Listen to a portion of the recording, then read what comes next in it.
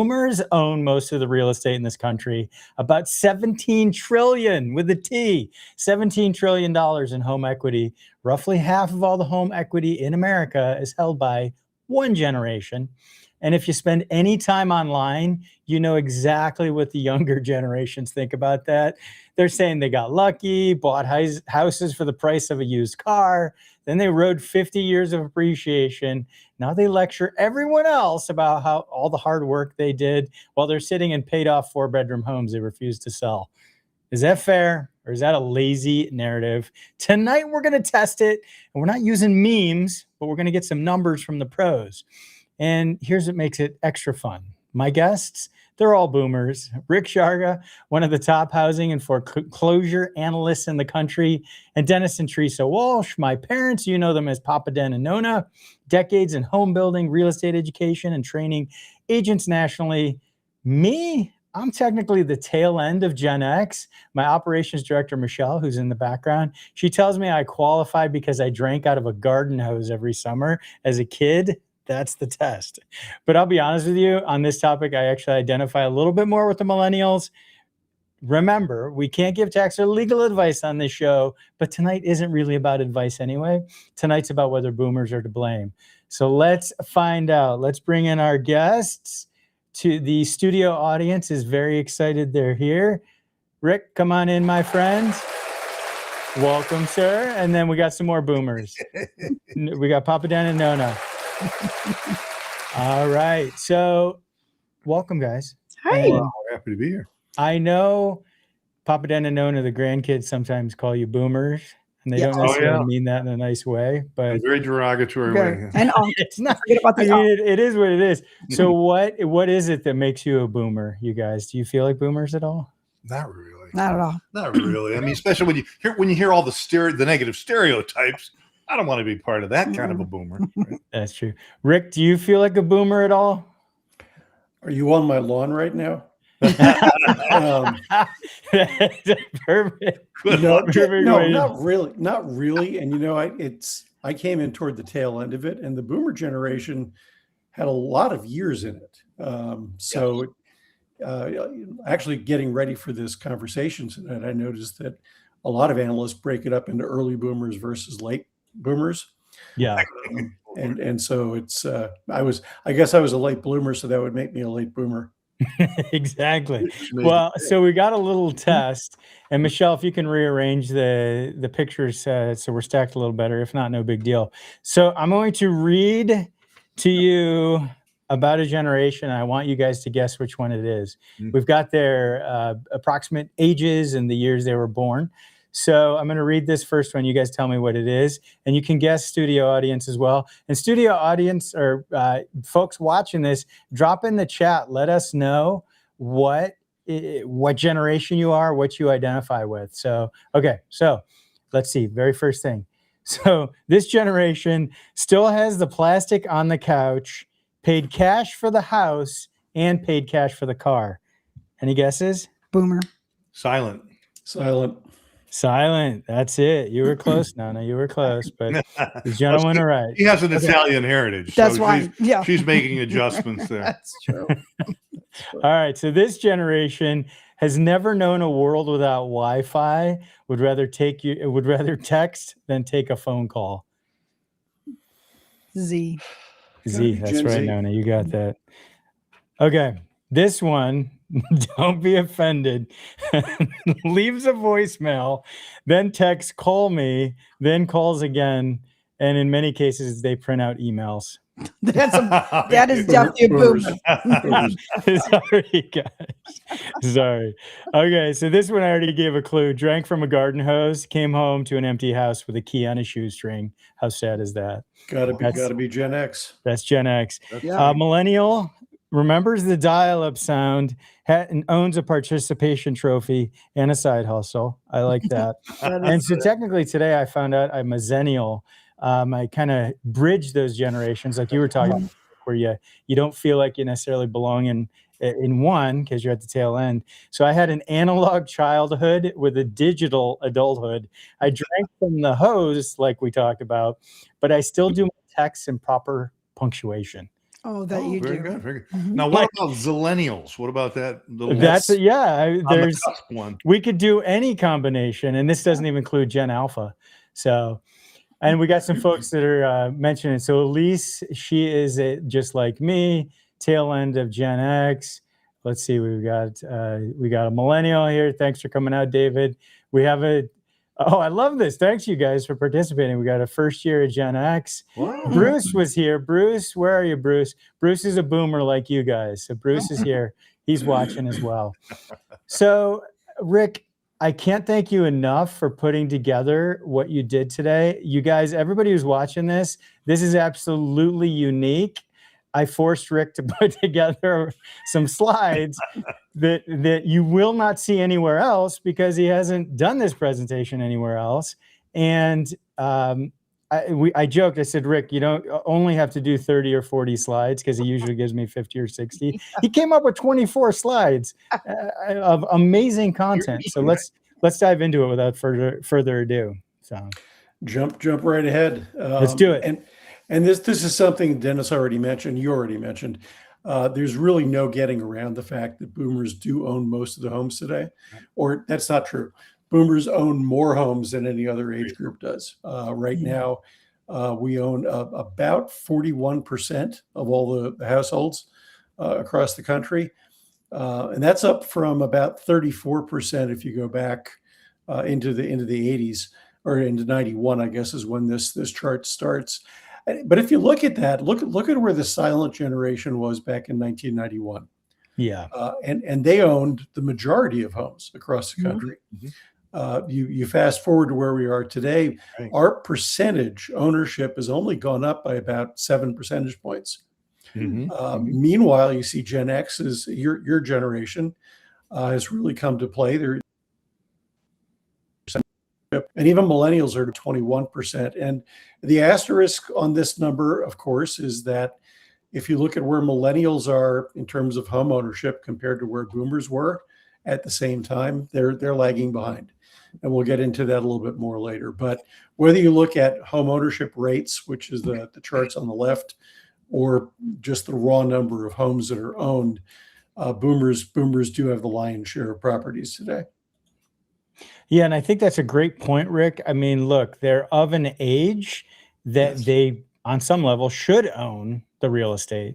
So I think it's important to look at those years, and like you said about the previous generation, the silent generation at their age, comparing those are important. Well, it's a great point, Christian. And keep in mind too that until the millennials, the boomers were the largest population group as an age cohort in the history of the country. So the fact that they own the lion's share of homes today just mathematically shouldn't be a huge surprise to anybody.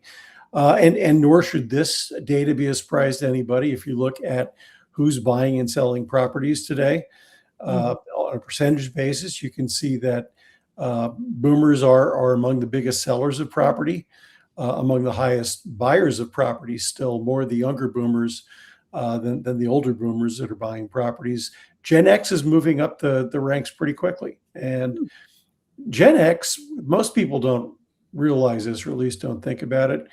Gen X really got hammered harder than any other age group during the Great Recession. In terms of losing homes to foreclosure on a per capita basis, Gen X really got slaughtered and happened to be coming into home ownership age at a time when the market was just a total disaster. Mm-hmm. So we are seeing a higher percentage of millennials, both younger and older, that are buying. We're seeing a higher percentage of Gen X buying. And what I think is interesting there is if you add up the percentages, you see the boomers are actually selling more than they're buying right now. Mm-hmm. So it is kind of that we're at the tail end of that bell curve when it comes to buying and selling activity. Hey there, PD. What do you think are some of the good, valid reasons that boomers are starting to sell? You think it's the housing type or what? Yeah, I think, absolutely. Many people, even in the Middle Ages of the boomer generation, are reaching a point where they're just redefining home ownership and their needs, right? Downsizing. You've got a lot of resistance to moving into assisted living or those kinds of environments. So we're seeing a lot more people trying to tackle an aging in place, which is delaying some of them coming to the market. But let's face it, a lot of people are just moving on. They need that assistance. So we're gonna see an awful lot of that going. And as we look at these, one thought, and I have a feeling Rick's going to go down this road later, maybe some stats, is that there's been a change in when we kind of reach different life cycles, taking longer to get married, taking longer to start raising families, and the kinds of things that impact the desire for home ownership, not to mention things like, loans, student loans, and all those things. So, yep. I agree. Yeah, and one of those points, Dennis, is we're dying later than previous generations did. Absolutely, right. And we're living healthier longer than prior generations did. And so you do have that aging in place thing. I think right now the average tenure is about 12 years. Somebody's in a house. If you go back 15 years, that average tenure was about 6 years. Right. So people just are staying much longer. And I don't get into it in detail in these slides, but there are about 18 million homeowners across the country who have more than $500,000 in equity in their properties. Wow. Most of those older homeowners. The reason $500,000 is a big deal is because anything above that, even if you're married and filing as a couple, you lose your exemption of capital gains taxes. And if you happen to be somebody in California, between California taxes and the maximum capital gains, you could wind up giving 35% of your proceeds back to the state and federal government. So I get the feeling a lot of boomers and silent generation folks are just hanging on because they don't want to pay that tax. No, I think you're on the money, and it brings it, the concept there, and we've talked about it before, is that trapped equity. And that's one of the reasons. And so, you look at the numbers and you say, my gosh, the baby boomers have all this wealth, all this equity. We know of a huge amount of that is simply equity in a home. And what do? The only way to pull that equity out, and again, they get hit by the capital gains, is then to be back in the market looking for another housing solution. And now the game is not quite as fun as it was when they were sitting there riding the appreciation. So this slide dovetails into that, where you're talking, Rick, about the Gen X and millennials. They're lagging, but they are buying. And what you're talking about with that frozen equity, I've had clients who are taking out loans against their primary residence that they own so that they can help their kids buy. So that's that's also driving some of this, is that equity in the boomers' homes. Yeah, and the 2 points on this chart. One is we are seeing more buying from Gen X, excuse me. And interestingly, I guess, Christian, you have to plan on mom and dad moving home at some point, because highest group of buyers of multi-generational homes are from the Gen X cohort. And a lot of times it is taking care of mom and or dad. And it's also kids coming home from college and living at home again. Sandwich generation. But the chart on the right I found kind of fascinating. It's hard to see at this size, but if you were to zoom it, don't do it now, but if you were to zoom in on it, what you would see is that every age cohort has gotten to higher levels of home ownership later than the previous one did. Yep, that's what we. So we're talking about boomers and kind of millennials today on both ends of the age spectrum, but this is not a new phenomenon. Boomers got to higher levels slower than the silent generation did. Gen X got there slower than boomers. Millennials are slower than Gen X. So it does seem to be kind of a structural thing in the market. So that means my Gen Alpha daughter will be yelling at me as a Gen X, just like everybody's yelling at boomers right now. Absolutely. That we have all the homes. You know what I think too, though? It's true. But I also think what comes into play, you think about all these college kids coming out with this massive amount of student loan debt.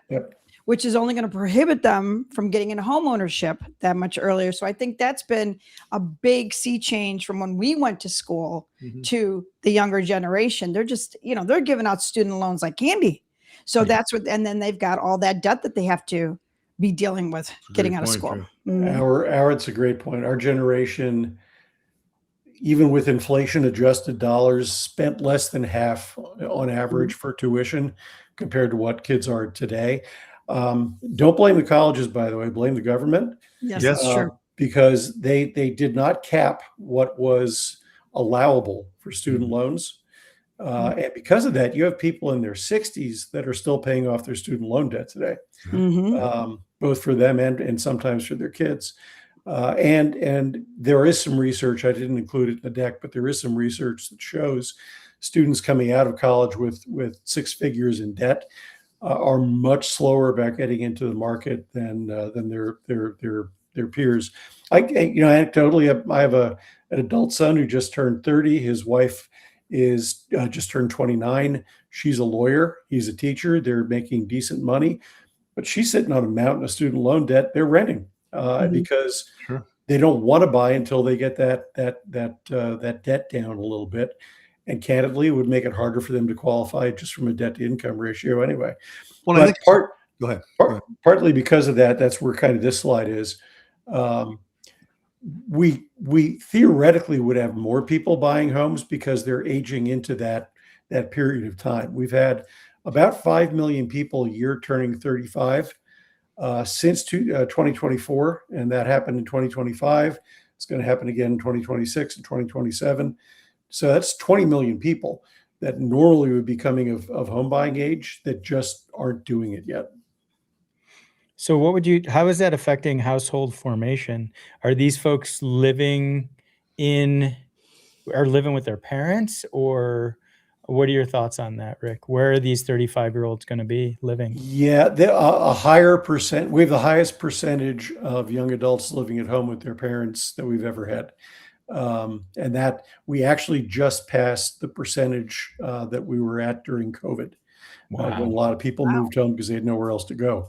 Now it does break somewhere between 30 and 35 where they are leaving and forming households. But if you look at that group between, say, 21 and 29, very high percentage of those folks are living at home with mom and dad. And a lot of them are being smart and saving money for a down payment without incurring the normal costs for housing. So again, getting to market later, but getting to market in a better position probably than prior generations in terms of down payment funds. No, I think your son and daughter-in-law are doing the right thing, absolutely, by renting. And maybe we'll get into that, but it's tough right now to justify buying because the payment on renting is a third, a half of what it would be to actually own that same exact property. So unless you're in Irvine where you're paying more for everything, or Newport Beach. Right, exactly. But younger cohorts, younger groups have been doing better in an inflation-adjusted market in terms of what they're earning at younger ages. So they're making more. The argument counter to this is a valid argument that even with better earnings, home prices have outstripped wage growth. Yeah. So even with better earnings, it's hard for them to afford to buy a property coming right out of school.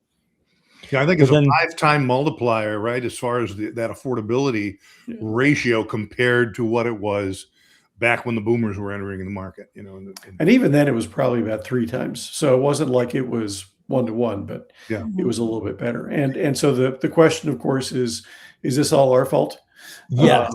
Did you guys do this? Yeah, right.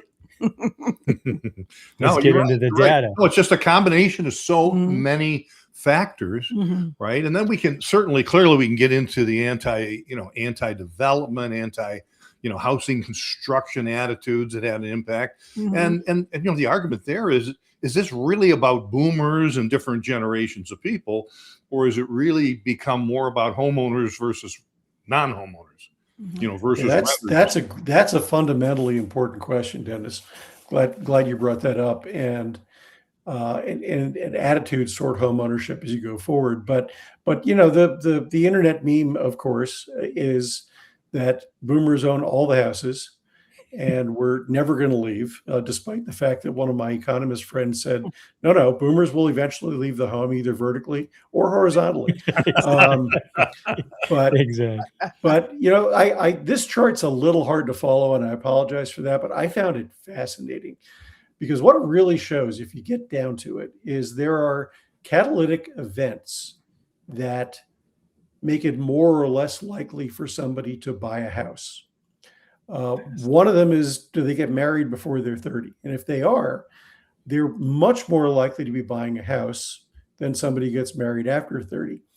If they have children by 30, they're not necessarily more likely, but if they're married and have children by 30, they are the most likely people of all to be buying a house. There's other things. Do they have savings for retirement? To your point, Tree, if they've taken out a student loan, they're less likely to buy. If they paid off their student loan by 30, they're more likely, and on and on and on. But again, I think these catalytic events are important factors. It is fascinating. I appreciate you including this, Rick. And this is as a real estate broker, I look at this and it's a guide for where I should be spending my marketing dollars. It really is.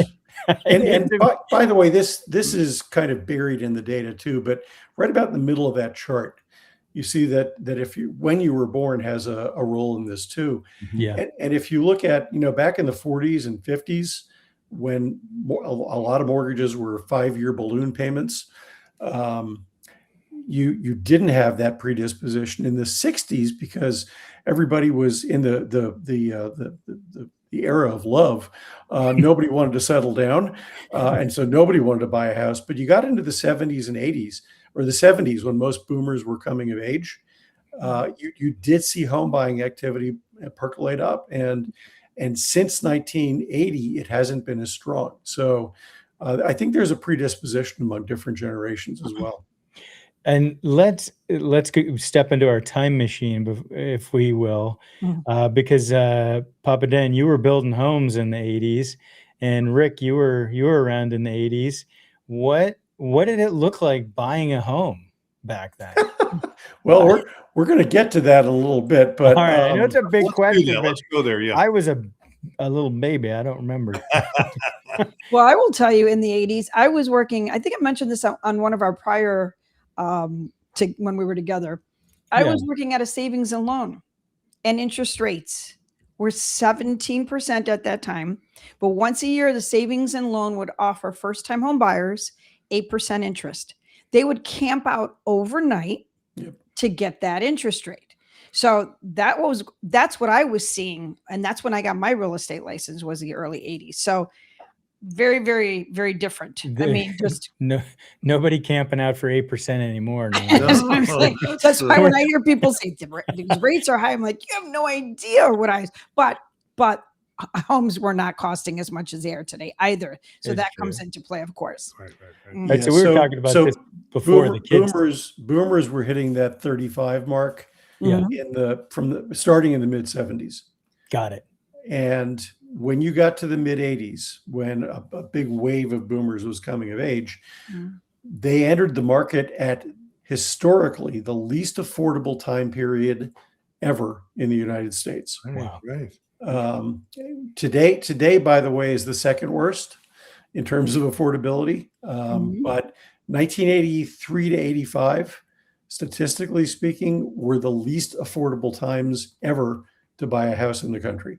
And by affordability, it's a combination of the income and the price of the house and interest rate. Basically, the income and monthly financing. Yeah. So despite a house, it could be a $60,000 house, but when you factor in what everybody's making and you factor in the monthly payment at that interest rate, it's a higher percentage of their income than now. So this is what we were just talking about with those catalytic events. You can see that highest percentage ever of 25-year-olds living at home. We did see a little bit of a decline in the 30 and over 35-year-old categories recently, but still taking longer for folks to move out of the house. And they're getting married later and later in life. And so those two factors do come to play when it comes to whether this age group is going to have a high rate of home ownership at a young age. Well, when you talk about that living at home too, the thought that goes through my mind is this just a change, kind of a cultural change and are most of them doing that because they're saying, hey, we want to stay here at home, save up money so we can get a better start or maybe pay off those loans. I know when I was getting close to 20 years old, there weren't a lot of words spoken, but I knew it was my job to figure out a way to get the heck out of my dad's house, to not be eating his food. There were words spoken on that. You told me. No, our group couldn't wait to get out from under mom and dad. Yeah. That impacted our ability to buy a home as well, because now we're struggling just to get out on our own and live somewhere. And so that certainly slowed the start down. And so you could look and say, hey, with lots and lots of young people able to stay at home another 10 or 15 years to get on their feet, that at least offsets some of the challenge. If they So get on. I also have a 24-year-old daughter who does live at home. Okay, there you go. And I'd like to say she's saving money, but I see an awful lot of Amazon deliveries. But she's made the point to me more than once that she doesn't want to rent because that's, in her words, just throwing money away. Yeah. And she knows she can't buy a house right now. Right. So the First National Bank of Dad is still doing the underlying support. But, she's also pointed out that my son lived at home till he was 26. So she figures she has at least another 2 years just to break even. But but the chart that we're looking at here shows that correlation between later marriage and later home ownership. Interesting. On the chart on the right, you're seeing when people are getting married. The timing, the average age right now is about 28 and a half. It's a little older for men than it is for women. A little over 29 for men, a little over 27 for women. But as that age has gone up, the age of home purchase has gone up with it. And they're getting closer together, which suggests maybe the longer you wait to get married, the sooner you're going to wind up buying a house. But at the moment, there is still a pretty direct correlation. And this, my friends, has nothing to do with boomers. Also, delayed family formation. So we're seeing Americans start their families later, and we're seeing women at the age of 34 with at least one child has gone from almost 80% of all women to 63% at the end of 2024. The median age at first birth has gone from 24 to 30. And the average babies born per mother at the age of 34 has gone from about 2.25 to 2. So that quarter baby has disappeared over the last couple decades. But again, if you go back to the chart we showed a little earlier that said the most likely people to buy a house are people who are married and have had a kid by 30, this just shows that they're not ready to buy yet in terms of those metrics. Interesting. And you're getting this stuff from John Burns Consulting, which is some of the most amazing data out there. Yeah, and it's Burns does great work. They do, and the only person who does a better job of compiling data is you, because you bring it all together and suss out all the trends. And I mean that sincerely. No, I agree, Rick. You really cut through. Quick question I have for you is, how big a bedroom do you need for that quarter baby? Well, I'm actually building an ADU. That's the problem with parents building ADUs at their homes is they're going to end up in the ADU, not the kids. So that's be careful what you do. So true. But no, the reason I bring this up, the John Burns data is John Burns often presents data to new home builders and for new homes, single family and multifamily. And what we're seeing in these statistics is a change in what we need for home, like this, how big the homes need to be, and the type of homes that we need. So. Well, can I address that very quickly too? Back when the baby boomer generations were getting started, the average home, the starter home, was a much smaller home. Yep. And today, the average home that builders are producing and is available for a starter home is, geez, I don't know, 800, maybe almost 1,000 square foot larger, and what the expectations are as far as what that home looks like, the features and so on are an awful lot more than what was considered, your start in home ownership many, many years ago. So that's the HGTV people. Sorry, I'm part of the HGTV being exposed to all these other fun bells and whistles and stuff. We didn't see all that years ago until you got your Sears catalog. You're kind of leafing through that. You know what I'm talking about, Rick? That's right, Chris. You're being a boomer, Nona. You were picking out all your fancy stuff in the Sears catalog. We bought a lot of stuff at my parents' house from Sears. We did not buy our kit house from Sears. Right. They actually used to sell those through the catalog. Sure, I remember back in the day. But Dennis and Christian, to your point about these starter homes, look at what the data suggests. We're saying that the average age of a newly married couple today is about 29. Okay. And we're saying that the average number of babies born to a mother by 34 is 2. Is less, yeah. Well, no, it's less than it was, but you're getting married at 29, and by the time you're 34, you have a household of 4 people. Gotcha. So you can't really buy a starter house with 1 bedroom. No. Right. And so, I think another factor that and Dennis, you were kind of getting to this, is the starter house today is bigger. We just came out of COVID, so a lot of people want a home office in their house when they start. It's going to be more expensive, and because of that, it takes longer to save up for that down payment. No, it's true. And the other reality is that builders, how many builders today could afford to bring a product to the market that's actually that smaller starter home and generate any profit at all? So that's the challenge, and that's where we believe more factory built housing, I think, is going to start to come to the market to produce that starter housing, more affordable housing, and the road, the new Road to Recovery Act is going to help try to support that. We'll see how. I was just going to say that there are little things in that act, like the fact that manufactured homes no longer need a chassis. Right. Because you're not planning to roll them off anytime soon. That's going to be a huge factor in cost and complexity. So FHA financing, FHA funding with higher limits for manufactured housing. And your ability to now finance repairs to existing manufactured homes.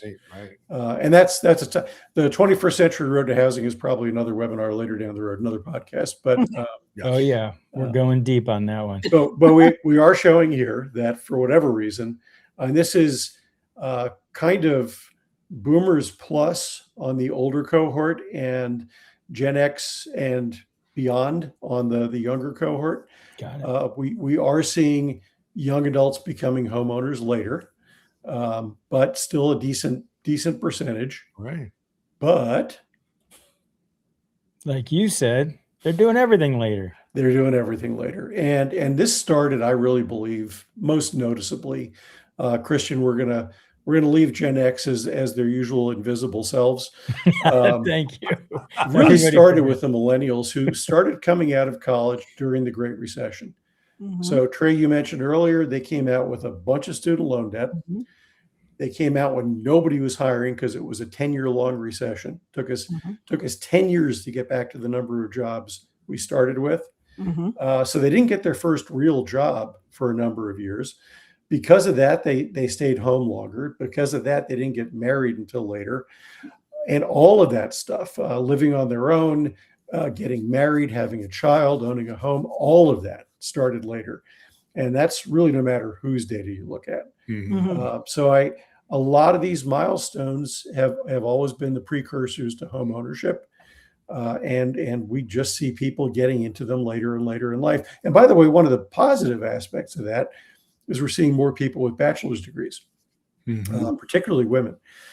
So that's been one positive that's come out of this, what they're calling a delayed onset of adulthood, is people are staying in school longer, but they're coming out with degrees. I'm also curious to see if the divorce rate is going to drop. Not to brush a broad stroke, but you wonder if folks get married later if that will lead to a drop. Actually, just a quick data tidbit for you there, Christian. The overall divorce rate is down. The only segment where we're seeing an increase in the divorce rate is boomers. Are you kidding me? Not kidding. Boomer. Not Oh kidding. my gosh, that I'm surprised at that. Again, a separate podcast. We'll get into that later. Yeah, let's get it. That's fun. That one may require adult beverages just to get that. Definitely. And we'd have to screen all the comments on that one. Right. Yes. And this chart really shows why people are hesitating to buy a home. We won't get into all of it. You make these charts available to whoever wants them, Christian. But Thank you. What I wanted to show you is all the way at the bottom of this. Nothing. I have no plans to buy a home. 2% and 3% of the respondents. So it's not like people aren't eventually planning to buy a home. Right. They're just not doing it yet for a whole variety of reasons. Mm-hmm. Yeah, a lot of, like you said, and your daughter theoretically saving up by living at home. So your youngest is about the same age as my oldest. So we'll have to compare notes, and we're not going to do that live. No, that also requires adult beverages. You are not kidding. And I thought this was interesting for two reasons. One is during and just after COVID, when everybody was looking to buy a house. All the different age cohorts did, but look at the geographic differences. The Gen Z and millennials,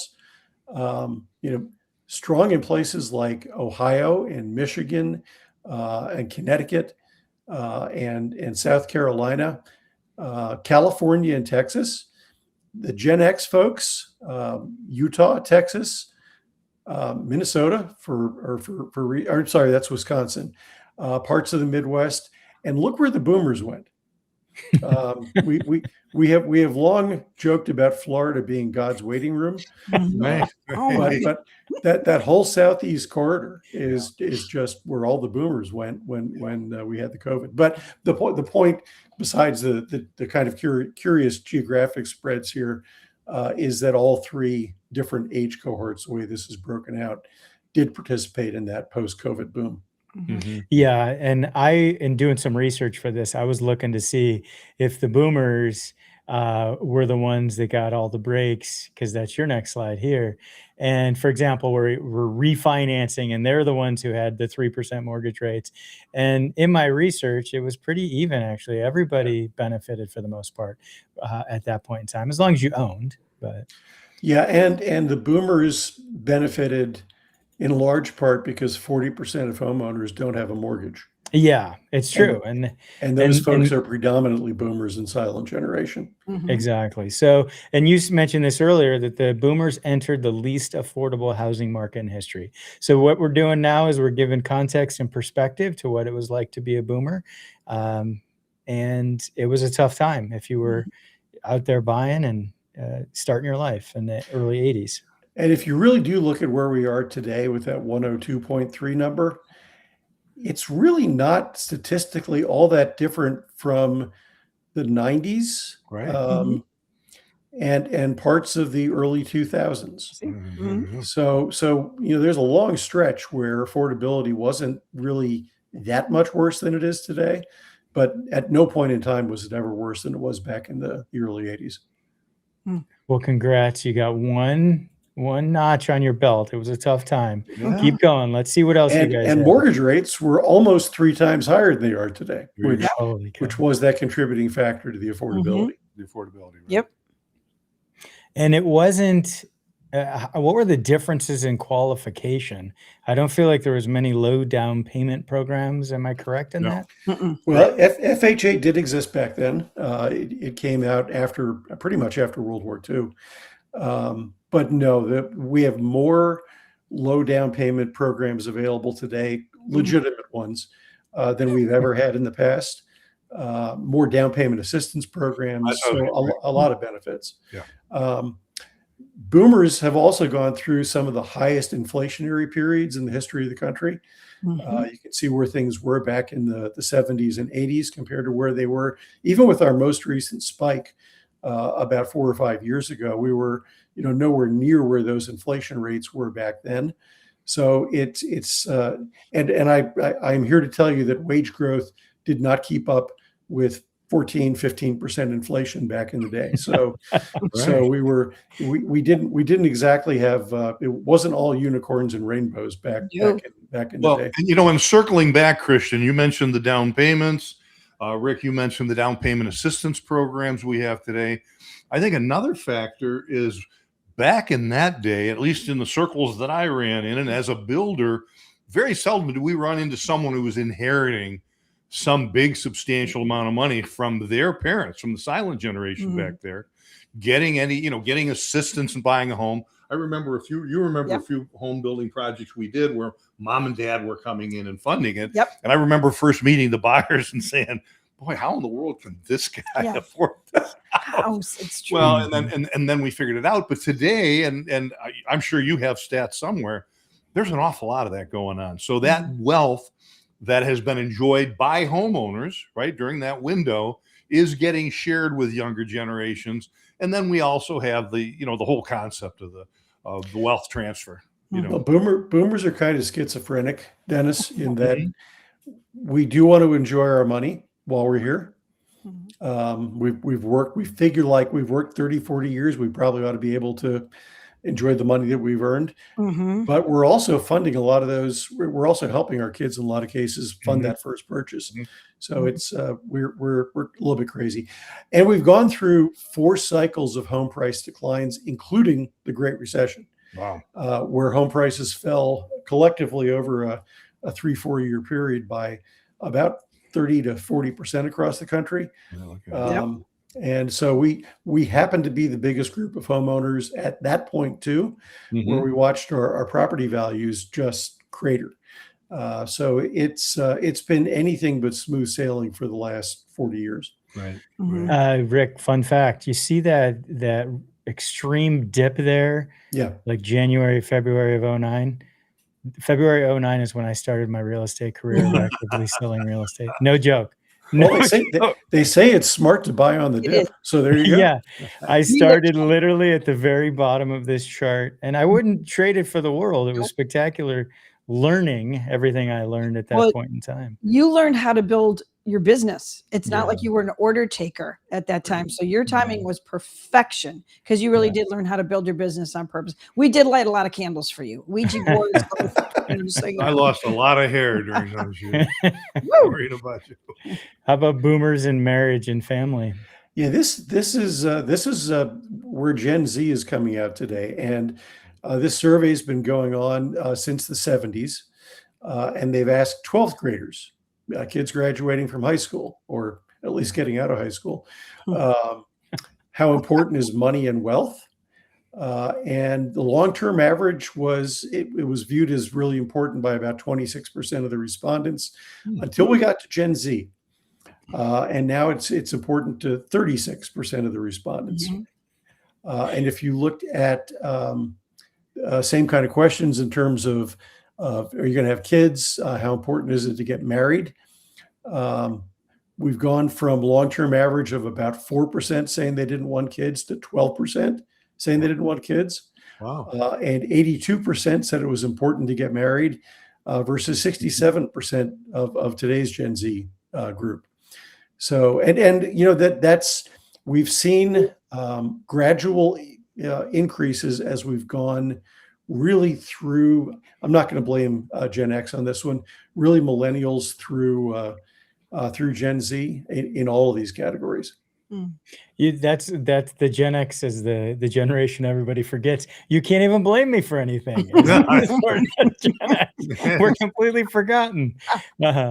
So, I mean, you can't help but wonder. Now I'm going to sound like a boomer. No offense, but looking at these statistics and when they change, you wonder about social media and the effects. Well, if 50% of the younger people are influencers, who's got time to be raising kids and things, right? who's left to influence? That's really the question. A great question. Nobody's watching. We're all influencing. All right, so let's circle the wagons and bring this thing home on all this amazing data. So boomers, is it boomers' fault? So yes, boomers own more homes than any other age group, just like the prior generation did at the same age. That's the part that never gets talked about. Gotcha. And my guess is, Christian, when you're in the box on the bottom, and one of your kids is in the box on the top doing this in 10 or 15 years, you'll be saying the same thing about those darn Gen Xers. That's when you'll be remembered. Okay. Yeah, maybe. Or maybe it'll just skip right to the millennials. Who knows? Yeah, the invisible generation. Yeah. Boomers have amassed an enormous amount of equity, largely by staying in place longer than prior generations did. That's and fair. candidly, by living longer than prior generations did. That's good. Yeah. We are holding properties off market and aging in place, often because it's the most cost-effective option. Tap into some of that equity and fix up your house to make it more livable, cheaper than buying a new house in that 55 plus community. Also because of what I'm labeling punitive capital tax or capital gains taxes. And from a cost to income and debt perspective, boomers did have it a little easier than more recent age cohorts. I think it's important to acknowledge that young adults today, just because of their debt load, and because of other affordability concerns, do have a tougher time today than we had when we were similar ages. Well, it's because they spend it all on avocado toast. That's the problem. And Amazon got. Oh. You know, Amazon reminds me of Vegas. And every time I go to Vegas, you'll hear somebody talking about going to the casinos and winning, and I'll just point at the casinos and say, "You see, they keep getting bigger and fancier. Right. That It's not because you're winning. And Yeah. Amazon keeps getting bigger, not because people are saving money, but So true. Well, You are so right about that. Yep. That's a great point. and hear what you said about punitive capital gains taxes. I couldn't agree more. I think this is the biggest mistake in the 21st Century Road Act is they missed this one. And it's because the capital gains exclusion is 250,000 if you're single, 500,000 if you're married. It's known as a Section 121. It hasn't been adjusted since 1997.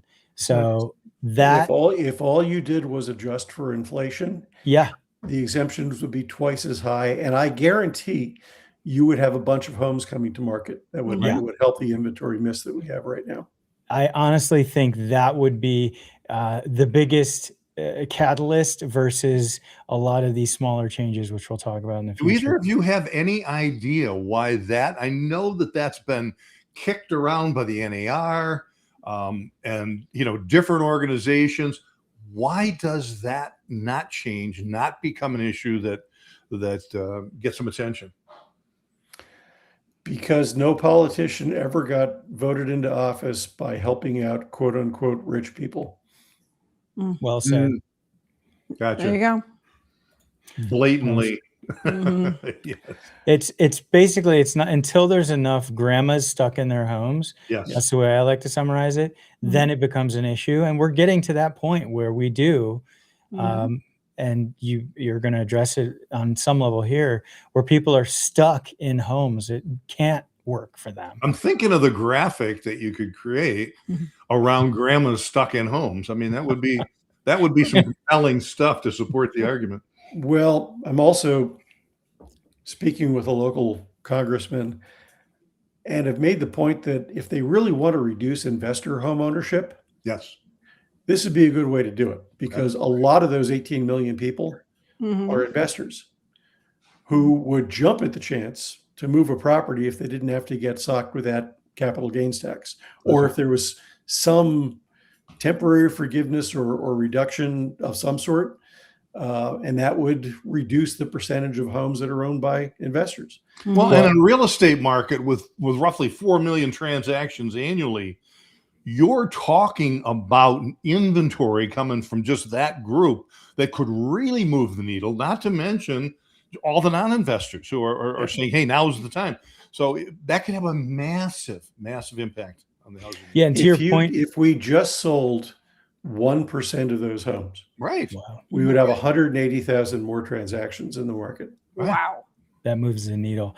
And to your point, Rick, I know we have 1031 exchanges. They can defer capital gains that way, but for the investment properties, but that does not work for all investors. Oh, That's a big portion of my business. And I can tell you that, particularly if you're older in life, and it's not necessarily the solution for you, and you just don't want to pay the taxes on a sale. So I mean, it's two different things too. It's Section 121, which is primary residence, and then it's investment property. But if we, for a year, forgave income tax on sales, that would be an amazing year.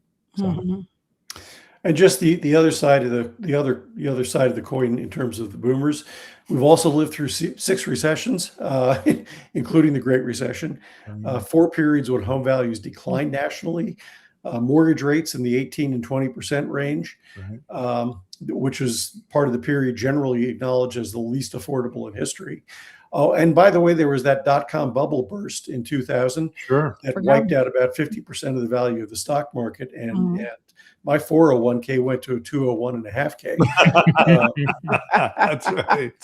Well, then, Rick, on top of that, think of all the bad haircuts that everybody was wearing too. And if that isn't punishment, that's beyond. None of us miss the mullet, Dennis. None of us miss the mullet. That darn mullet's coming back. I don't understand it. I've seen more kids with these mullets. That's kids funny. these days. Now I sound like a boomer. Everything always comes back full circle. It really does. And on the flip side, again, Gen X appears poised to take over as the most active age group shortly for both home sales and purchases. And millennials really are on pace to supplant us as the group owning the highest number of homes, probably in the next decade. So my message to everybody is wait your turn and get off my lawn. That is the best. That's beautiful. I like that, Rick. Thank you again for putting this together, Rick. This really has given a lot of perspective. And what I love is it's a balanced perspective. So many people get so angry about everything these days. And you've managed to show kind of what's happened and why we are where we are. And look, you could say some of those recessions and things like that we're talking about in stock market, like you could blame the boomers as well for causing those. But at the end of the day, stop pointing freaking fingers. That's right. Let's all work together, figure out a solution, get the wealth transferred down in a healthy and happy way, and share our avocado toast together across generations. And we'll all meet on Rick's lawn. Okay, that's what we call avocado toast. Yeah, we're gonna have a big lawn party at Rick's house. There you go. No, that was spectacular. So, what should we talk about next time, you guys? The road to recover, the Road Act for housing. You think that should be our next topic? A lot of good stuff in that bill. Yeah, I like that one. Okay. Sounds like a So good you've one. committed. So Okay. we will not schedule it for a U.S. World Cup game like we did the other one. But no, I really appreciate you guys being here. We appreciate your expertise. Rick, if somebody wants to reach out to you, what should they do? Easiest thing to do is find me on LinkedIn or X. Mention that you saw me on Christian's podcast, so I know you're not a Russian bot, and happy to connect with you there. Appreciate it. And Papa Den and Nona, best way for folks to get a hold of you? I usually tell them just to call Rick. Yeah, exactly. But short of that, sellnewhomes.com. Just visit us there at sellnewhomes.com for now. And we got excited. Come on. Yeah. Thank you guys for being here. This was a lot of fun. I thought it was going to get angrier in the comments, but it stayed mellow. That's what I love about this. We've got level-headed guests. You've got and great level-headed viewers. Yes. So. Well, your viewers are very special people. Well, Rick, you also did a great job in showing a nice balance. Yeah. With I those appreciate that. Thank you. Yeah, you really did. Thank you. Well, So thanks for thank you, tuning into Real Estate Disclosure, and we appreciate you guys coming out. We will see you next time where we're going to talk about the new housing bill that was just passed. Take care, you guys. Perfect.